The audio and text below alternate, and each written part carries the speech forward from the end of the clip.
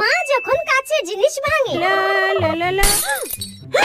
হ্যাঁ, এত ভালো কাচের বাটিটা দেখ ভেঙে গেল। ও ঠিক আছে মা, এমন তো হতেই পারে, হাত দিয়ে তো পড়ে যেতেই পারে। হ্যাঁ, হাত দিয়ে পড়ে গেলে আর কি করব। যাই হোক, তোর বাবাকে বলিস না একটা সুন্দর দেখে কাচের বাটি সেট এনে দিতে। ঠিক আছে, আমি বাবাকে বলবো একটা নতুন ভালো দেখে সুন্দর দেখে একটা কাচের বাটি সেট আনতে। ঠিক আছে ঠিক আছে।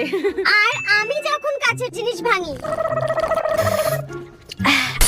এই কি হলো রে? কি ভাঙলো কি ভাঙলো? এই রে, হায় ভগবান, আমার এত সুন্দর কাচের গ্লাসটা ভেঙে দিল। তুই কি কোনোদিনও শুধরাবি না? যেটা ধরে সেটাই ভেঙে দিস, যেটা ধরে সেটাই সর্বনাশ করে রেখে দিস।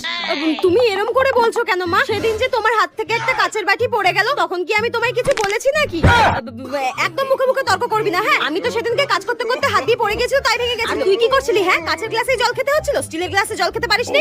মা কি হয়েছে মা? জল খেতে খেতে তো হাত দিয়ে পড়ে গেছে, হতেই তো পারে মা। এত সুন্দর কাচের গ্লাসটা ভেঙে দিলে তো তোকে আজকে মেরে ভেঙে দেবো, দাঁড়া।